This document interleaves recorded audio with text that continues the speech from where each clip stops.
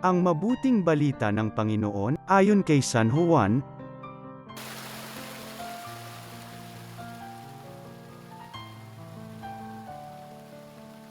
Noong panahong iyon, nakatayo si Juan at ang dalawa sa kanyang mga alagad.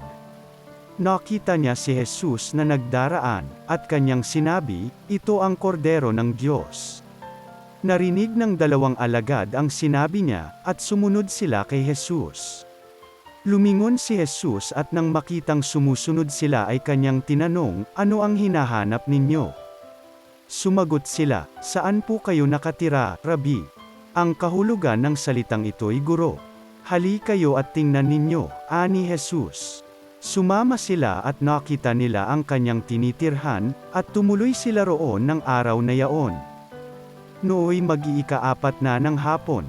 Ang isa sa dalawang nakarinig kay Juan at sumunod kay Jesus ay si Andres na kapatid ni Simon Pedro. Una niyang hinanap ang kapatid niyang ito, at kanyang sinabi sa kanya, "Natagpuan namin ang Mesiyas." Ang kahulugan ng salitang ito'y Kristo. At siya'y isinama ni Andres kay Jesus.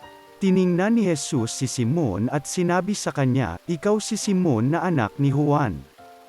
Ang ipangangalan ko sa iyo'y Cephas." Ang katumbas ng ngalang ito'y Pedro. Ang mabuting balita ng Panginoon.